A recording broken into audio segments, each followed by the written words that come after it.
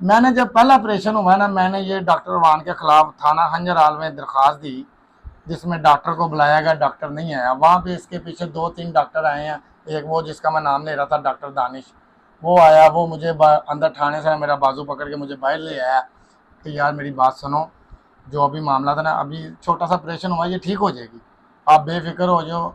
मैंने कहा मैंने अपना रिक्शा बेच के इसके ऊपर लगा दिया, आप कह रहे ठीक हो जाएगी, मेरा रोजी रोटी जो भी मैंने इसके ऊपर लगा दिया है, तो आप कह रहे ठीक हो वो जो आपका खर्चा होगा ना वो हम देखते हैं आपको, आगे भी मजीद जहाँ तक भी इसका खर्चा होगा ना वो भी हम ये करेंगे। डॉक्टर दानिश कह रहे हैं। ये डॉक्टर दानिश कह रहा है। मैं आपसे जुबान करता हूँ कि आपका सारा ट्रीटमेंट हम करेंगे, जिधर भी होगा हम करेंगे।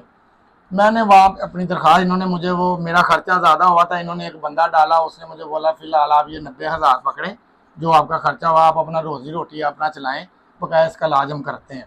तो जब ये मेरी वाइफ का तीसरा ऑपरेशन हुआ, मैंने फिर इनके खिलाफ दरख्वास्त दी है।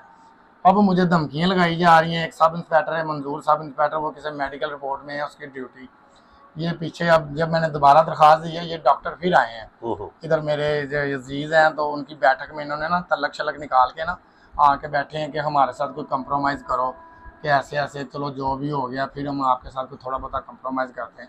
मैंने कहा नहीं, अब मैंने आपके साथ कोई कंप्रोमाइज़ नहीं करना, मैंने आपके खिलाफ पूरी कार्रवाई करनी है।